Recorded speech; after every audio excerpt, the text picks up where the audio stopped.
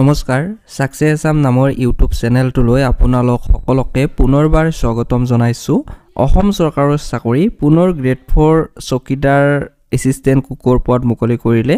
তো এইখন হৈছে অফিচিয়েলি এডভাৰটাইজখন। তো ইয়াতে আপোনালোকে যদি চাই তো এই পদকেইটা আছে নগাঁও ডিস্ট্ৰিক্টৰ ফালৰ পৰা। ইয়াতে চকীদাৰ কাম মালি আৰু এসিস্টেন্ট কুকৰ পদ মুকলি কৰিছে। তো চকীদাৰৰ 4টা পদ মুকলি কৰিছে আৰু কোৱালিফিকেশন বিচাৰিছে 8 পাস আৰু দৰমহাটো প্ৰতি মাহে 12000 ৰাখিছে।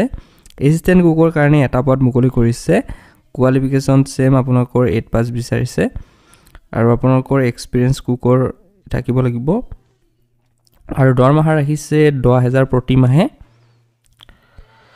হাউ টু এপ্লাই, তো ইয়াতে আপোনালোকে অফলাইন যোগে আবেদন কৰিব পাৰিব। তো ইয়াতে নেক্সটৰ 1 দিয়া আছে। তো এই ফৰ্মখন আপোনালোকে ফিল আপ কৰিব লাগিব। তো প্ৰথমতে আপোনালোকে পোষ্ট এপ্লাই ফৰ, তো ইয়াতে কোনটো পোষ্টত আবেদন কৰে সেইটো আপোনালোকে লিখিব লাগিব।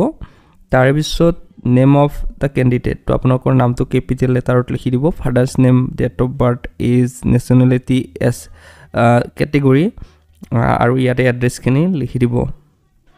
আৰু ইয়াতে আপোনালোকে কোৱালিফিকেশনখিনি ভৰাব লাগিব। তো ইয়াতে কিমান চনত পাস কৰিছে, লগতে নেম অফ স্কুল, তো কোনখন স্কুলৰ পৰা পাস কৰিছে, লগতে আপোনালোকৰ এক্সপেৰিয়েন্স ইয়াতে দি দিব কিমান বছৰৰ আছে, লগতে ইয়াতে আপোনালোকৰ সিগনেচাৰটো কৰি দিব।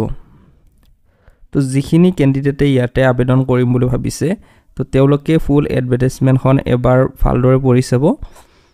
তো এইখিনি আছিল ভিডিওটো আপোনালোকক দিবৰ বাবে। ধন্যবাদ।